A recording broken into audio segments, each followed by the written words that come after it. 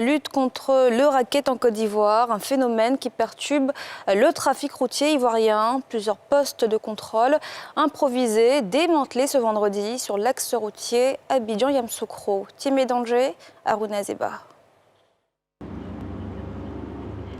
Autoroute du Nord. Elle rallie les deux capitales du pays, Abidjan et Yamoussoukro. Tronçon de 230 km, il est devenu le sanctuaire du racket des forces de l'ordre.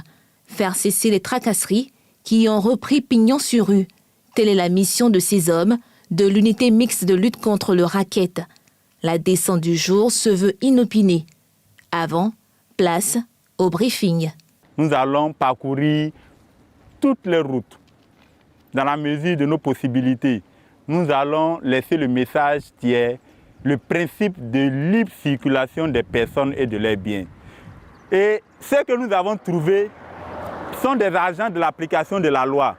Les principes, tout le monde les connaît, c'est aider les gens à aller au marché, aider les gens à aller en ville, aider les gens à partir et à venir dans le respect des principes des droits humains. Parce que prendre de l'argent, empêcher quelqu'un, perdre le temps, ce sont des violations des droits de l'homme. Peu après, gendarmes, militaires et policiers engagés dans l'opération sont face à ceux qui tiennent l'un des sites incriminés. Un poste d'observation, muet depuis belle lurette, en zone de contrôle en dépit des fermes consignes du général de corps d'armée Alexandre Apalo-Touré, lui-même sur le terrain la semaine dernière. Le commandant supérieur a interpellé, sinon je veux dire, il a mené une campagne, il a donné des instructions très faibles. Nous venons pour appuyer ces mêmes instructions qui vont dans le sens et de la prévention des accidents, mais surtout de la fin des tracasseries, pour que les chauffeurs soient de plus en plus à l'aise, pour ne pas que les chauffeurs soient trop opprimés, ne pas dormir et puis venir faire des accidents sur la route. L'unité peut poursuivre sa campagne anti-raquette, mais deux éléments restent sur ce site démantelé pour revenir à sa nature originelle. Ça ne vise personne. Je ne vise pas une personne bien déterminée. Au contraire, je contribue à l'application des principes de libre circulation. Une dizaine de kilomètres après, autre site, même constat et même consigne. Le décor est le même dans les 4 autres postes visités. Sur chaque site, 2 hommes sont déployés pour faire respecter les consignes. Situation particulière au PK 191. Ici, le poste est nouveau, donc pas sur la liste des sites agréés. Il fait l'objet des plaintes portées à l'Observatoire de la fluidité des transports.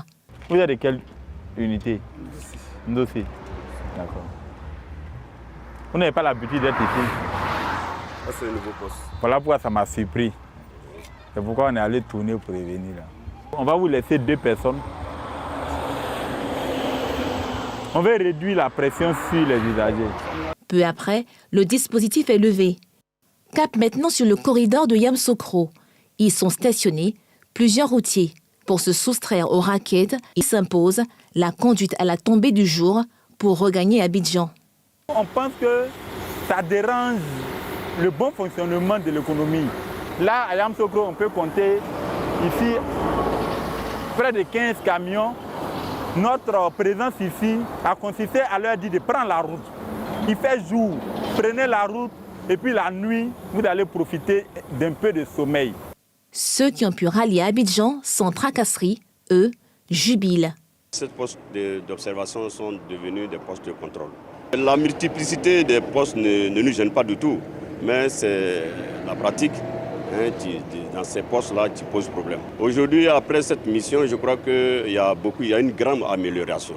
Les chauffeurs sont contents, les conducteurs sont contents du fait qu'ils ne vont pas arrêter sur plusieurs postes. Avant, on nous fatigue. Mais aujourd'hui, là, moi, je n'ai rien vu vraiment.